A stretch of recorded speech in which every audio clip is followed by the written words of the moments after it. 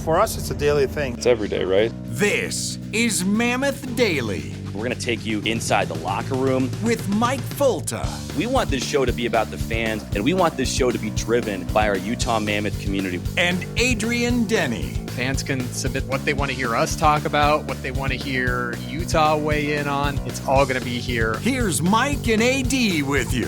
Utahns, countrymen, lend me your ears. Right here on Mammoth Daily. Welcome back. Mike Folta and Adrian Denny here with you on Mammoth Daily. We are your Hockey Night in Utah radio crew, chugging along through this seemingly never-ending month of August. We've got Salt Lake City back with us in this first segment. We'll get to some mailbag questions in segment 2 as well, but a surprisingly robust show for the middle of August here, AD, and that is what Salt Lake City can do to a program like ours. Salt Lake City's back, Mike, and I'm just glad you're back because you sent me a text message on Sunday morning after 1 a.m. I had long dozed off on the couch and gone upstairs to bed. You sent me the screenshot of a map with a blue dot where you were north of I-40, north of Flagstaff. You were not standing on a corner in Winslow, Arizona. You were in the middle of nowhere between Flagstaff and the Grand Canyon. And you sent me a message. If we get murdered in the middle of this nowhere situation in this Airbnb, this is our last known location. So, Mike, Sunday night, when I saw that I missed a call from you about 7:45, 8 o'clock, I thought, okay, he's alive, and I hope I just didn't miss something important there that I needed to attend to. So glad you're back, Mike. It's a huge relief to have you back and have you safe and sound. Back in Salt Lake City. There was no hostage situation. All was well. My girlfriend and her cousin from Brazil were road tripping. They went to Vegas and LA, and then I flew to meet them in San Diego for kind of the backswing of the road trip. And so we had a day and a half in San Diego, but then we drove east through, was it the Mojave Desert? Through Southern California, through Arizona, up to the Grand Canyon. And then Sunday night, that's when I called Adrian to talk about some work stuff. We were driving straight up through Kanab, Utah, through Glendale, Utah as well, right along the Virgin River, I believe it is. We were taking 89 up to, gosh, what else? What other road was there? We eventually got on 15, and I was like, 20. okay, I can get Did you take 20 to 15? You know why it's called Highway 20, Mike? Do you know why it's called Highway 20? Connects you from 89 to 15? It's about 20 miles. It's a 20-mile road. That's it. Okay. Yes. Okay. Sir. Okay. Well, there you go. That sounds right because it was about a 20-mile drive. Yes, west from 89 to 15. Okay. There you go. Stopped in. God, I'm gonna expose myself as not a native Utah. Is it Panguitch? Yeah, Panguitch. Yeah. Panguitch. Okay. Had a dinner at a lovely Tex-Mex spot in Panguitch, Utah. Driven by it a dozen times, never stopped. Yep. That's where we made our kind of incision north a little bit there. But yeah, it was a fun road trip. So got to see the Grand Canyon. Got to hit up San Diego. A ton of fun. But the location I sent Adrian, my lady friend planned the whole trip. She did a great job. It was mostly her and her cousin. I just kind of tagged along. It's probably the last time that we let her pick an Airbnb, because this Airbnb was, when I clicked on the address in maps, all that showed was desert, scrub brush. There was nothing. There was like a landing strip, like an airstrip, and maybe a gas station, a couple, like a mile away, but there was nothing at this place. And the desert, AD, it's dark at night. It is pitch black dark, and we are, after 8 hours of driving, we're pulling into basically this middle of nowhere huddle of trailers and huts, and I'm expecting to get raided at night. Like I think that we're in trouble. Now, luckily there was a fence surrounding our Airbnb, which actually turned out to be kind of a nice rustic place. But I would have felt more comfortable with a moat and a couple guard towers because it was suspect. Stars were beautiful. Everything turned out to be great, but it was kind of a not a usual spot, not a place that they would send an NHL team to stay in a road city. I'll leave it at that. I'm just all about seeing America, Mike. So, I mean, sometimes stuff like that, you're glad it happened. A number of years ago, I'm with Doug Plagans, radio broadcaster for the Florida Panthers. We're on a baseball trip, and we're driving from Memphis to Springfield because we're in between major league games in Atlanta and Kansas City. And it's the middle of the night. We just seen a AAA game, the only AAA game in baseball trip history for us, featuring the Memphis Redbirds and Oklahoma City. And so we've driven through the night. We were in the Ozarks. We're about to Springfield. And big shocker, Mike, I needed to pee. So we see a sign for a rest area. We pull off. I mean, could have got out of the car. There was nobody inside. It's pitch black. We never found the rest area, Mike. It took us over 2 hours to find the freeway again. Sweet Lord. A deer jumps in front of us. And about an hour and a half into this, we realized we're just driving in circles because we got off the freeway, but there was no way to get back on the freeway. We had no idea where we were. We almost hit a deer. It took us from a 2 a.m. arrival into Springfield till after 4 a.m. Just pulling off the road, never found the rest stop, couldn't figure out how to get back on to the freeway, almost hit a deer in our rental. And so that kind of takes me back to what you were going through Saturday while I was safe and sound asleep. National Lampoon Denny Vacation right there. That's a movie reference, by the way. I know you're not a movie guy. Sir. Yes, How many towns in Arizona? You lived in Tucson for a while. That's not on Route 66, I don't think. But nope. How many towns in Arizona, southwestern United States, claim to be Radiator Springs from the movie Cars? Do you know what I'm referring to? Yeah, because we stopped in what had to have been 3 or 4 towns that had some kind of claim to the title of Radiator Springs inspiration, and I don't know which is which. Like, they were all very charming, lovely small towns that had, some kind of rock mine or some strange attraction, a bird of prey museum or something like that. But we made it. The trip was great. I love driving that. We were on Route 66 for a while, which was a ton of fun. I've been humming "Get Your Kicks on Route 66" since you told me about that, Mike. That you were on the original Route 66. I think there's some amazing songs in that Cars playlist. You've got, I think Sheryl Crow is in there, Rascal Flatts, like James Taylor, Jimmy T.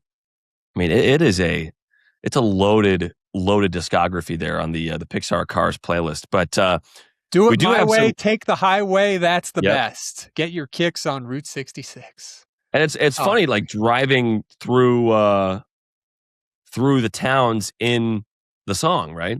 Yeah. San Bernardino in California, and there's a couple others that we hit. Kingman, I think, right along the Colorado River.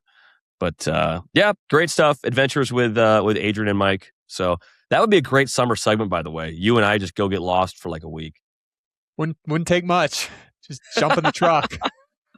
Jump in the truck. We'll be calling for help before we get to Draper. That's right. We made it as far as Penguich, and then we had to turn around. We didn't know anything south of that. But fun trip. Not a lot of hockey on the trip, just living.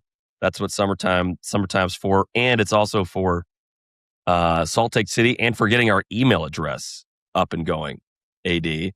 The Utah Mammoth, is it Mammoth Daily at Utah Mammoth now?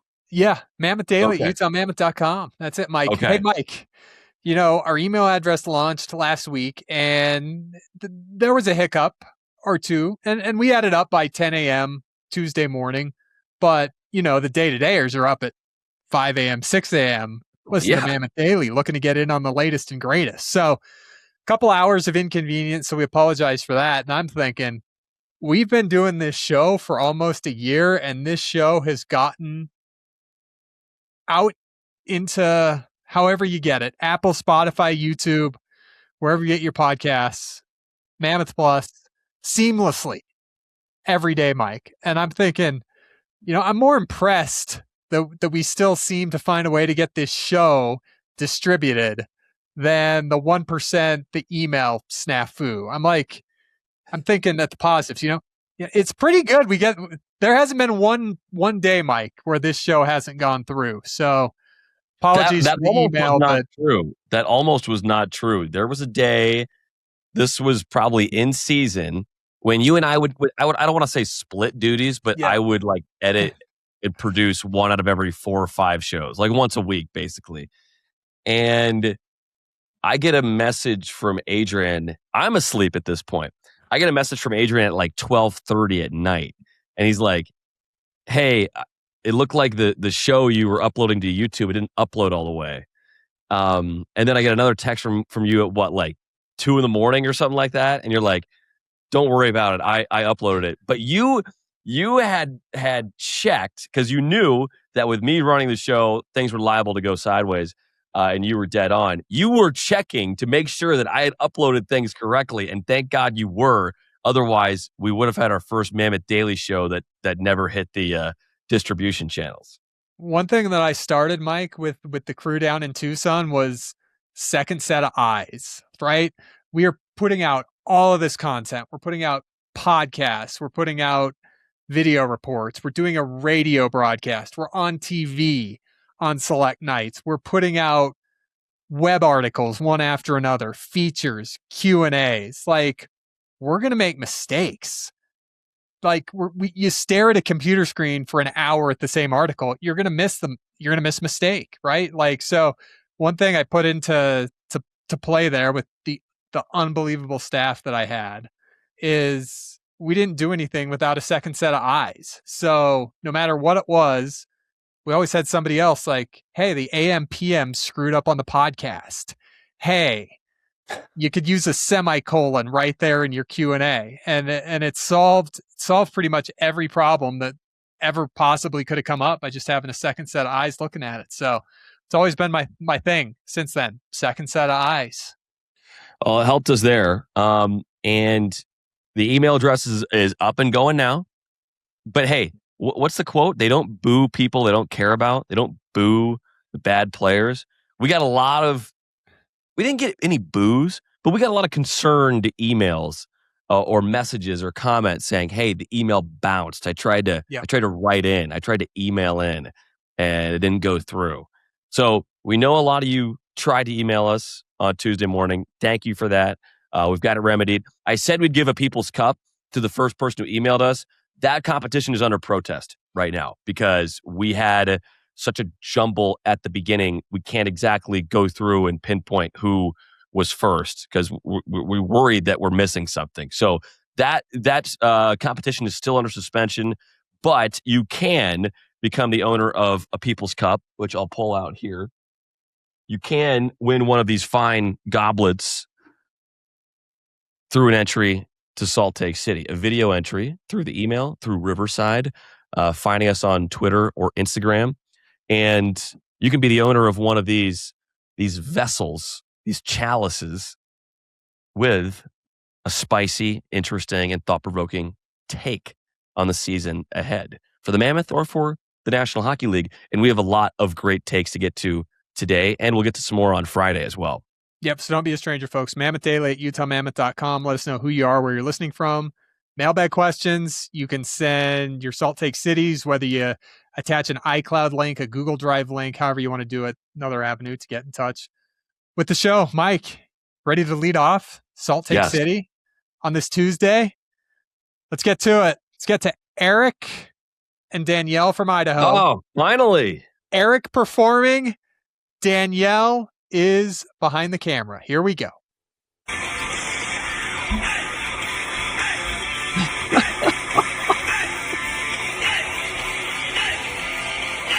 That's a terrifying mask. Let's go, Utah!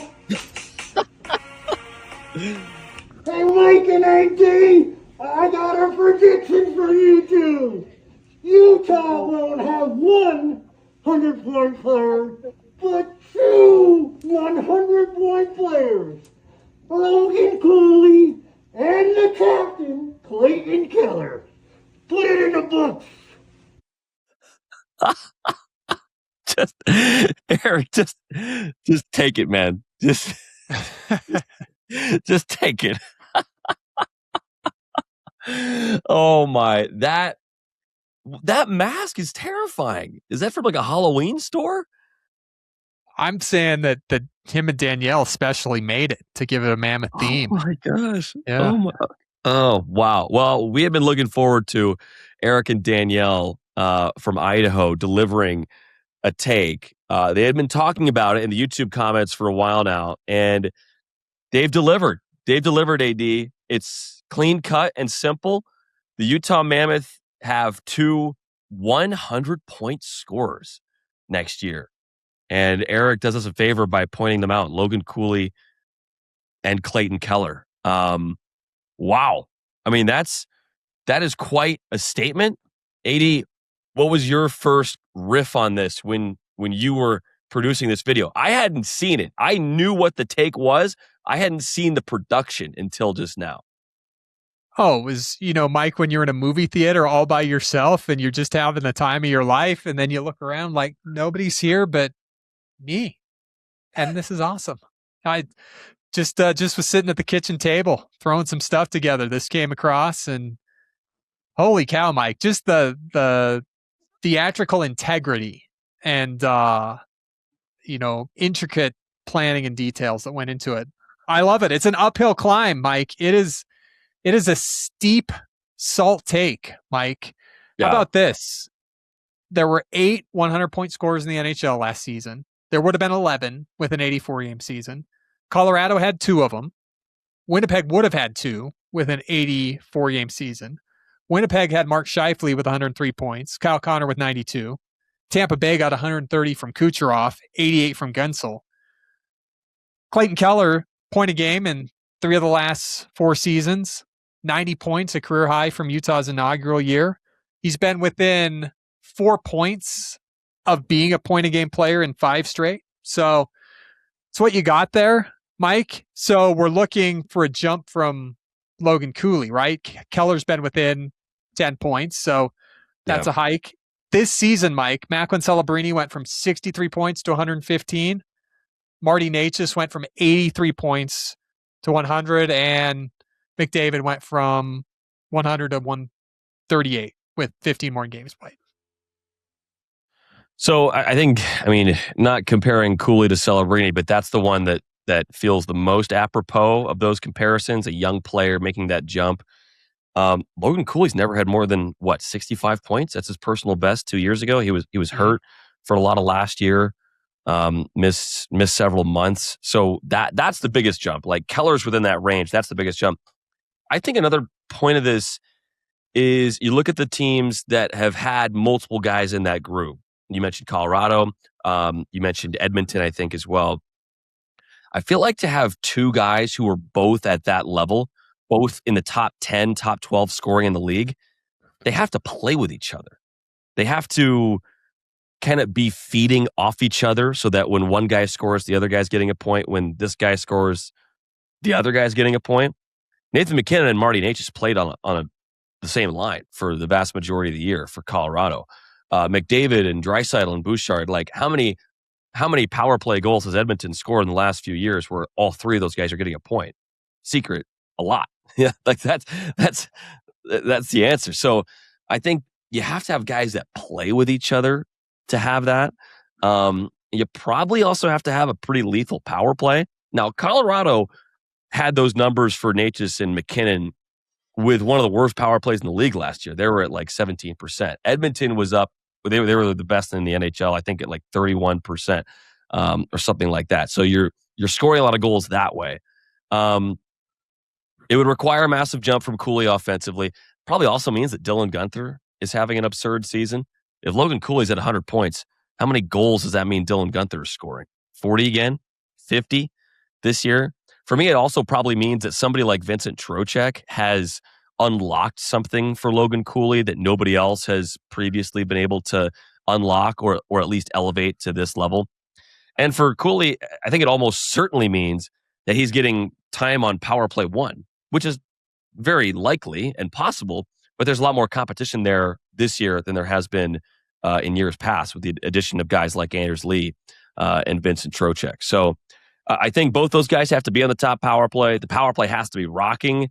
And I mean, there's a whole litany of other things that go along with this, but it's fun to think of what this means for Utah if you've got that many, if you've got 2 guys who are basically in the top 10 of league scoring. Colorado and Edmonton, the 2 teams in an 84-game season that would have had him. So that's the company that you're talking about. Tampa Bay too. Winnipeg had a down year.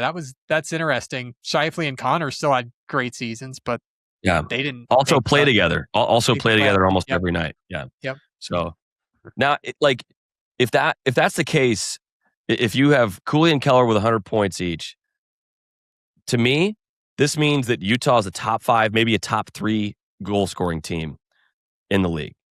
And maybe they're not just competing for a playoff spot, they're competing for a division title at that point. If the offense is as potent as we think it could be, if this is the case. Now, there is a world where the goaltending is not what we thought it was, and that third defense pair isn't as sturdy as it was last year. And now Utah has to outscore its problems a little bit, a la Edmonton Oilers from last year and several years before. But Cooley and Keller are not McDavid and Draisaitl, and Utah is not built like Edmonton at all. I think it's more likely this team is competing for the top seed in the Western Conference than they are they are likely to be running and gunning for its life every night if Cooley and Keller are at 100 points. I think that more likely means that you're looking at a team who could be one of the top seeds in the West should this happen. Yeah, I mean, Utah's never had a problem defensively. That's not going to change, right? Going from year 1 to year 2, we needed to get to 3 goals a game, and they did that. They made the playoffs. That's what it was. There was no expense of the defense and goals allowed as a result of that, which you do see with some teams, but I don't think it'll ever be a problem with Utah. Mike, you want to go to Tyler in downtown Salt Lake City? He's at work here. Let's go on Mammoth Daily. AD and Mike, Tyler here from South Jordan, longtime listener, first time caller. My salt take is that the Utah Mammoth will clinch the Central Division on the last day of the season against the St. Louis Blues, meaning we will be hanging our first Mammoth banner in the Delta Center. Second part, the Mammoth will also win their first playoff series. Even though it'll be a wild card, it will still be against the Central Division team, fanning the flames of a newer rivalry. Tusks up. Nice little corner office, it looks like, from Tyler there. Able to fit us in between his 2 o'clock and his 2:15. It looked like down in South Jordan. And he unbelievable. It looked like the office was downtown, I think. Yeah, that looked like the Grand America to me. So from South Jordan commuting to downtown Salt Lake, and a nice tight fitted dress shirt there. What a pro. Like, I love it. I love it. When you get dressed up, you're always looking at the other guy to see what's he wearing? What's he doing? Tyler looks good. Tyler looks good. Definitely our most professional Salt Take submission. Because we had Brett submit from work, but Brett was like ducking and covering in his office. Tyler, he's got the door open. The whole bullpen can hear him. He's probably running the show up there. He's not worried about any of the plebeians coming and bothering him while he's getting this Salt Take in. So he's saying the Mammoth win the Central Division. That's first and foremost. The Mammoth are the number 1 in the Central Division. Everybody's high on the Mammoth. A lot of good vibes in these Salt Takes. I've had a lot of negative ones. Tyler has the Mammoth winning the division. adding in the caveat that they do so on the last day of the season. Interesting. And he also adds in, it's a 3-piecer, the Mammoth win a playoff, 4-piecer. They win a playoff series, A, and then B, against a Central Division team, meaning the Central gets at least 4 teams in to the playoffs, which I think a lot of us are expecting. But AD, what does this mean if the Utah Mammoth are clinching on the last day of the regular season? Well, it would be the third time a charm against St. Louis. 0-2 against St. Louis, the last game of the year. However, Mike, it'd be the first meaningful game to wrap up a season for Utah. First year, just wrapping things up. Second year, had everything wrapped up as the first wild card, knew they were where they were going. So, Mike, that would need to happen. Got to beat St. Louis for the first time. But, Mike, we've seen stuff spread around in the Central Division. Utah would be the 4th different Central Division team in the last 4 years to win a division. Plus, in all likelihood, they would be facing a Central Division team as a wild card. Mike, 7 of the last 10 wild card spots in the Western Conference over the last 5 seasons have gone to Central Division teams. So twice in the last 5 years, both spots have gone to the Central.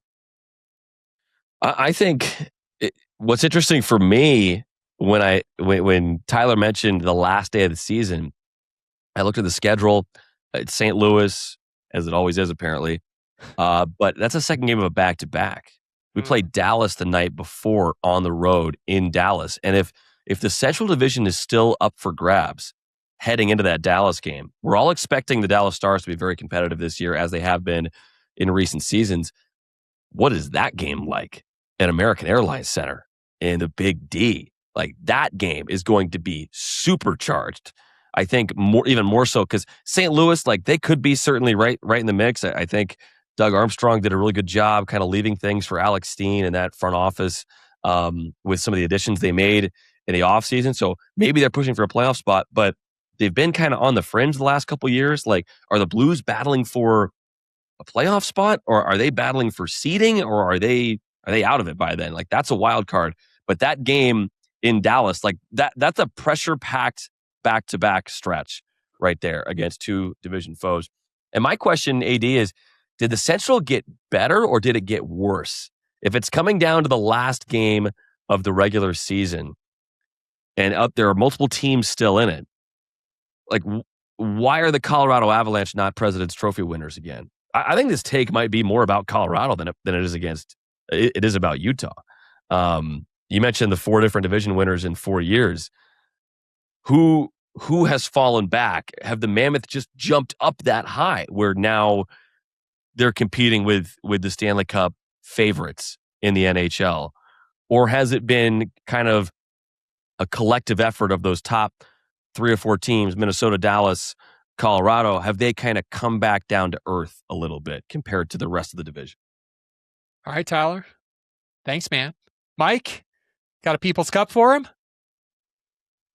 For Tyler? We were debating this. We were debating this before, Adrian, because we're not in the charity business. We don't. There's a finite number of People's Cups. It's a, what do they call it? A finite resource. Like, it's a fossil fuel. It's a fossil fuel. It's going to go extinct at some point. It's a precious metal, Mike. It's a precious metal. Someday we're going to run out of People's Cups, but not today. Not today for Tyler in the corner office. With I like the specificity of the take. Fun to bandy about. I like his perfectly fit button down dress shirt there with the patterns. Like, looking good, man. Let's get to Mike. Checking in from New York City. Mike, another Salt Take City from on site. Let's go to Mike. Hey guys, it's Mike from Ogden coming at you from New York City for my Salt Take. And that take is that the 2 gentlemen that we just picked up from this city, Anders Lee and Vinny Trocheck, are going to help the Utah Mammoth take 3rd in the Central, make the playoffs in a seed that is 4 through 6. No wild card for us this year. And we are going to win our first ever playoff series. And I think Anders Lee and Vinny Trocheck are going to be huge in that process.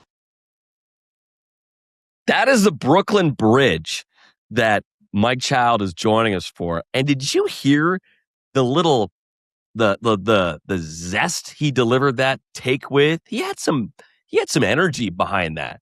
He's not tired from a day of walking around NYC. No, that must have been early morning. He still got all the juice for the day, and he hammered that take. And the reason I like this take, AD, is because it's not about the numbers with this take. You know, he's not saying, oh, you know, Clayton Keller's going to score this many goals. No, he's giving us something that it's not necessarily quantifiable, but it's a take. It's a feeling he has that Trocheck and Lee are going to be in the middle of this surge forward for Utah. So what does he say? Third in the Central, AD?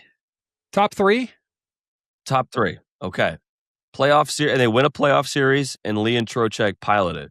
Well, I mean, the take itself is not much of a stretch at all, right? I mean, you're in the playoffs last year. You jump up one spot, and boom, that part of the take is fulfilled. And you jump up one spot, and you win 2 games that you were leading in the third period last year's playoff series against Vegas, and boom, the heart of that take is fulfilled. Vinny Trocheck, Mike's won a playoff series in 4 of his last 5 appearances in the Stanley Cup playoffs with the Rangers and the Hurricanes. Went to the conference finals with the Rangers in 23-24, led that team in playoff scoring. So Trocheck, a big game guy.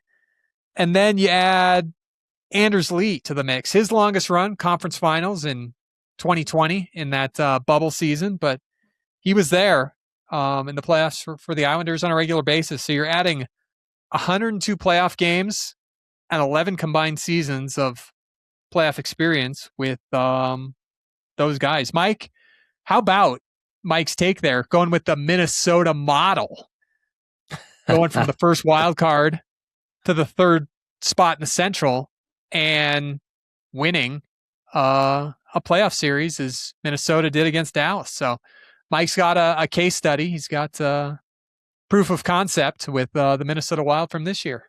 I have questions for Mike. I want him to take me deeper with this take. I like a lot of it. I want him to take me deeper, though. Is Trocheck playing center or wing? Is Trocheck immediately Utah's top penalty killing forward? He was with the New York Rangers. Is Anders Lee playing the net front on power play 1?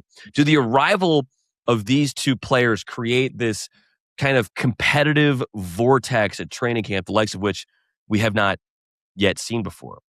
And what is more important that they bring? Their playoff experience that Adrian mentioned, their leadership, or is it on ice production? Does their insertion into the lineup bump enough people down to the bottom 6, or do they themselves matriculate down to the bottom 6 so that now Utah has 4 lines that can score and maybe some of the best depth in the Western Conference? Like those are my questions that surround this take from Mike. Mike, thanks for flying all the way out. Took the red eye, hopped off, yellow taxi over to the Brooklyn Bridge, and we'll take the salt take, Mike. We'll take the salt take. But Mike, you do have to read the fine print when it comes to the People's Cup.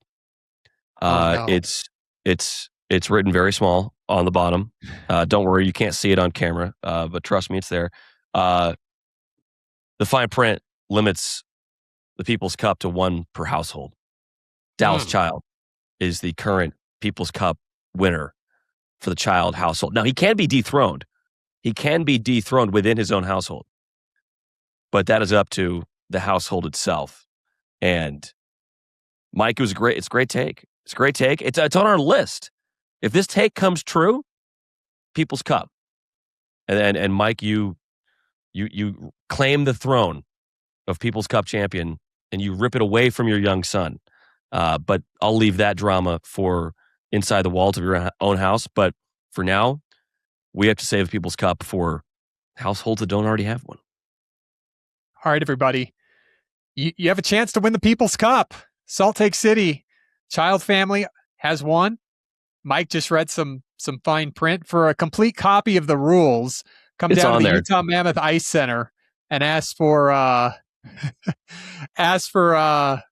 Mike Folta, honestly, for a complete Thanks. copy of the rules.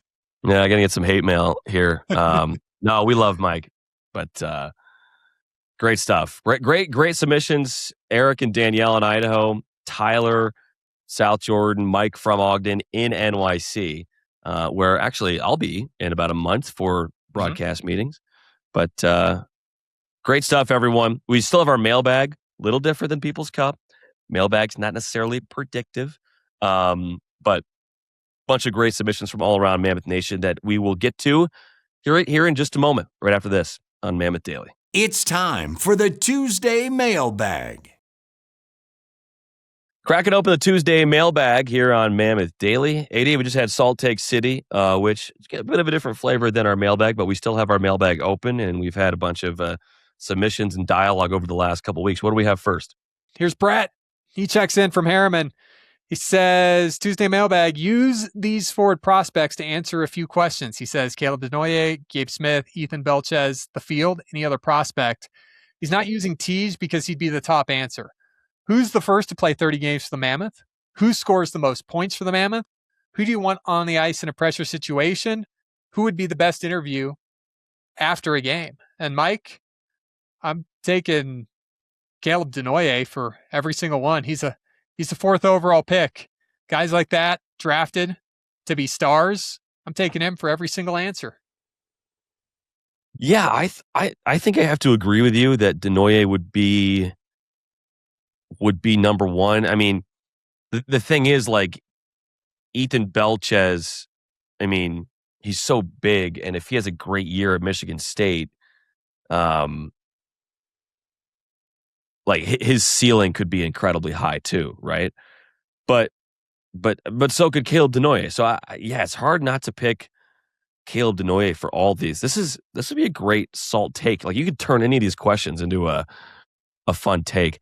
Who do you want on the ice in a pressure situation? I mean, Denoye, he's been to the playoffs in the Q, right? Won a championship there in Moncton, so he's been through those with Gabe Smith. The field. There's nobody in the field outside of Denoye, Smith, and Belchez who is like a clear-cut answer to any one of these. So you can make different arguments, but I think any of those arguments outside of Denoye require some like weird external factor to come true, because Caleb Denoye has the clearest path to the NHL. He has the highest immediate ceiling out of these guys, and the organization's really high on him too. All right, Brett. Thanks, buddy. Thanks for checking in as always, folks. You can submit your mailbag questions, Mammoth Daily at utahmammoth.com. You can send them that way. Me and Mike on social media at 801 Adrian Denny for me on Instagram and Twitter. Mike's at Mike_Folta on Twitter, at Mikey Folta on Instagram. Your mailbag questions, who you are, where you're listening from, for your shout outs. We need your name and town. And of course, your salt takes. Mike, let's wrap up the Tuesday mailbag. Fun one here coming from Chris. He says, Topher is a big WWE fan. He's also a star goaltender for the Wasatch Wild. And he wants to know, who are you picking, Adrian, as your tag team partner for a match against Mike Folta? Chris, come on. Do I get a partner too? I'm not a big WWE guy. Is that how that works? We need Nick Olczyk for this segment. Do you know what I'm going to do, Mike? I'm going to go back to 1998 when the mailman, Karl Malone, teamed with Diamond Dallas Page to go up against Dennis Rodman and the Incredible Hulk. I'll take either the mailman or Diamond Dallas Page right there, Mike. For those of you watching on YouTube and Mammoth Plus, getting some great trips down memory lane there with footage of that from 1998 with the old mailman. Well, hey, I don't want any part of Mr. Malone, because all you have to do is ask, was it Isaiah Thomas that he gave 40 stitches to once upon a time? Yep. From the Detroit Pistons. So he's shown a propensity to bring that elbow, and I'm watching him throw around Dennis Rodman right now and the Hulk. Oh, geez. So I don't get a partner. I just have to get wailed on by you and Karl Malone. You can pick a partner for this, Mike. Well, I'm not picking the Hulk because he's getting his skull bashed in by Karl Malone in this clip I'm watching right now. Give me, like, what's John Stockton doing right now? If I bring John Stockton, do you think he could, like, mediate a truce? I think that's my only way out of this. I don't think I'm winning any physical battles when Karl Malone's on the other side, but maybe there can be a peace. Maybe we can negotiate a peace or a treaty. That's my thought process. I like it. That's awesome. Fun question, Chris. Thanks for checking in here on the Tuesday Mailbag. Mike, third period coming up. Get to our shout outs. And Leah from Cedar City just got a new tattoo. We'll get to that coming up on Mammoth Daily. This is Mammoth Daily. Putting the finishing touches on our Tuesday Mailbag episode here on Mammoth Daily. And AD, double jeopardy. It's a thing, right? You can't get in trouble for the same thing twice. And there I was, sitting around, probably just enjoying a nice day, getting some work done, getting my notes together for the season, when I start getting more notifications than I've ever gotten before. I'm serious. And I'm like, what? Why is my phone getting blown up right now? I got Twitter alerts, I got texts, I got a call or two in there. And that's because our good friend Brock, we love Brock. Shout out Brock. He is going back and listening to every game from this last season. He's going back and listening on Spotify. Thank you for that, Brock. But he got to the game where I had a scooter incident while scootering in Salt Lake. And I must have mentioned it on the air because Brock found the footage that we posted, we leaked several months ago just to kind of, get ahead of the story. And Brock reposted this footage, and then Nick Olchek got a piece of it, and he reposted it, and then the onslaught began. And there I was being lambasted on the Twitter sphere and online by those who saw me crashing my Lime scooter right outside the Delta Center. Mike, gosh, isn't it amazing? I mean, that's just why it's called viral. That's how stuff goes viral. Just takes one thing. I mean, we covered it on a Friday free-for-all edition on Mammoth Daily.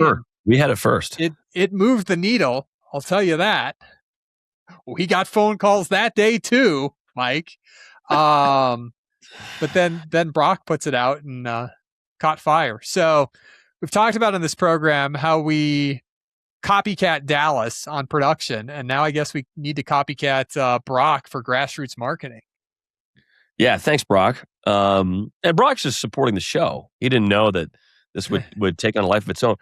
Adrian, I got a comment. So what happened, if you haven't seen the video, I'll let you go find it. We're not going to put it in the show. Nick Olchek posted on Twitter. Kim Becker was laughing. She was chiming in a whole bunch. Everybody was having a good laugh, which is great. If you can't make a joke, be a joke. I was riding I was riding a Lime scooter, as I often do, around the Delta Center, and I hit what I now know are called bollards. There are these like barriers that come out of the ground to block traffic from driving up onto sidewalks and things like that. And I got tripped up by one of those bollards as it was coming up out of the ground, and I fell. I got who replied to the post? I think it was to Nick's tweet. The World Bollard Association got a hold of this video. It's an account with like 200,000 followers or something, and all they do is post people getting into accidents and crashing into bollards.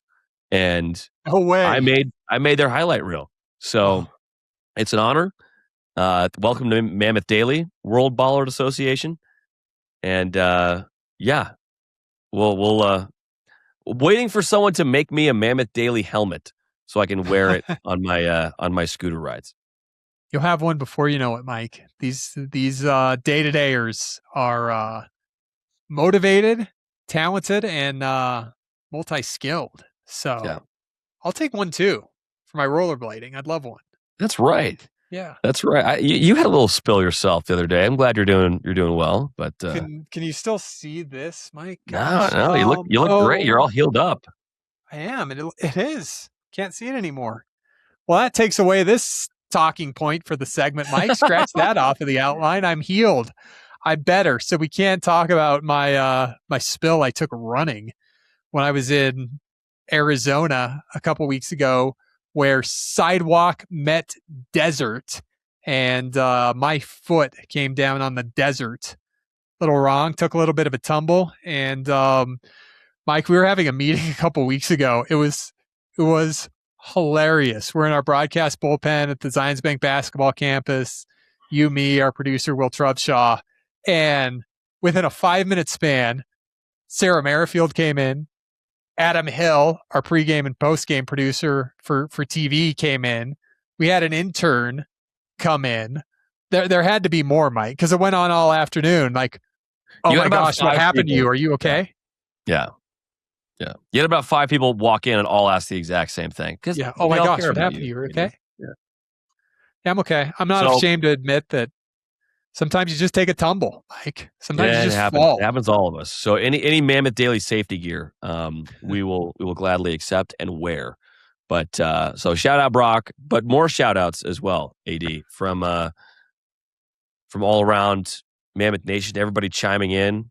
I'll let you take over here. We got Robert, Lo-Fi Endurance, some of the usual suspects. Yeah.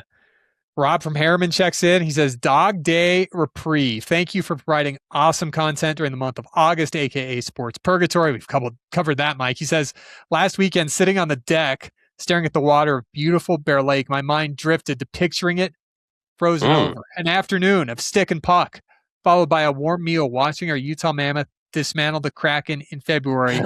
Sounds pretty nice. Thanks for all that you do to get Mammoth Nation through the summer doldrums. And here is McLean. He's back from Mill Creek. Got a People's Cup last week, Mike. He says, spot on, AD, to me guessing where he was running. I said East Canyon-ish because it looked like where I go cross-country skiing. He says, yep, Jeremy Ranch Road, East Canyon, good spot for running. Thanks for continuing to publish the stellar podcast. Can't wait for the season. Leah checks in. Thanks for reading my mail question. Oh, we've got more from Leah coming up. Topher back says, new segment, AD with a lab coat and bow tie for Mammoth Mountain Blue hockey stats. I kind of like it, Mike.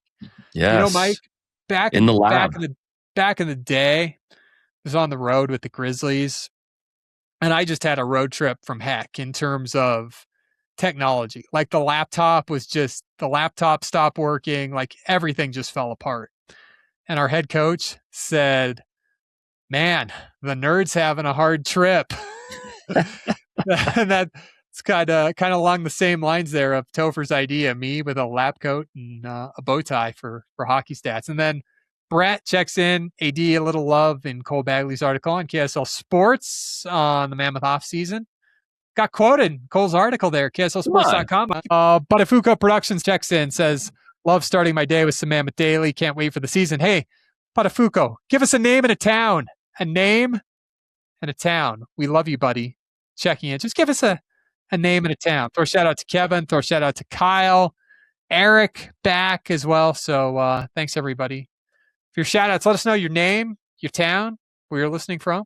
Throw a shout out here on Mammoth Daily. Hey, Mike, we told you Leah from Cedar City's back. Here she is. Look at this. She just got a new tattoo.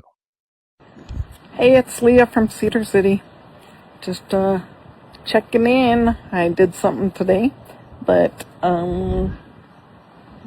it's a little surprising, but I'm excited about it. I went and got me a tattoo. It's a hockey player skating towards the mountains. It reminds me of the Mammoth, and then there's a Utah Mammoth breaking underneath the ice, and you got stars and like the northern lights. Stars are really my grandkids, but they could also be the stars of the Mammoth. One moment, see if I can flip this around. Well, I guess I can't figure out how to flip it around, so we will just bend on down and what's happening? Oh, okay, there we go. Except I can't see. Oh, we got it, Leah. Don't worry. Okay, that's great. I need to know what player that is. I think she did a great job. Let's go, It looks Mammoth. great. Tusks up. That's great. It's got the logo in there. It's got a nice scene. Looks like we'll work with the Leah. right shot. What's that? Looks like Nick Schmaltz with the right shot. I was gonna say, is it maybe Vinny Trocheck or something? But love it, Leah. Always Mammoth Inc. will pretty much always make it into the show. I found your quote, by the way, from KSL.com. We're in it to win now. Utah Mammoth radio pregame, postgame host Adrian Deddy said on the latest episode of the Utah Hockey Podcast. No love for Mammoth Daily, Cole. Well, we see that. I think there's no question the Mammoth are probably the most improved team in the NHL. Wow. That's your salt take. That's a salt take right there. The Mammoth are the most. You say there's no question, and then you say probably. So there's no question the Mammoth are probably the most improved team in the NHL. If there was one thing about Utah over the last 2 seasons that you look at and say, this is an area where we can improve on, that's net front presence. I watched every goal. I watched every goal that Vinny Trocheck and Anders Lee scored, and they're in front of the net. Did you watch every single goal? Season highlights? I did. Nice. Remember that scramble on July 1st, Mike, when all that stuff came in 7 minutes? Like, that was part of it. That's awesome. Good quote. There's no question the Mammoth are probably the most improved team in the NHL. So that's a take. That's a take. You're trying to win a People's Cup. You're just like everybody else. I'd love one, Mike. A precious metal. Finite resource. And we have finite time left in our Riverside recording here on Mammoth Daily because we're about to wrap things up. Anything else before we send people on their way and allow people some space to breathe before we're back at it on Friday? Mike, how about on Friday we hand out a People's Cup to lead off the show? Let's find one of our day-to-dayers. Let's meet them in a parking lot and let's give them a People's Cup in person to start our free-for-all on Friday's edition here on Mammoth Daily. That sounds like a promise, and it sounds like I've got plans in the midweek now. Someone's got to do some work around here. Gosh, can't believe it. Well, we'll see everybody Friday. We'll talk to everybody then. God bless and tuss up.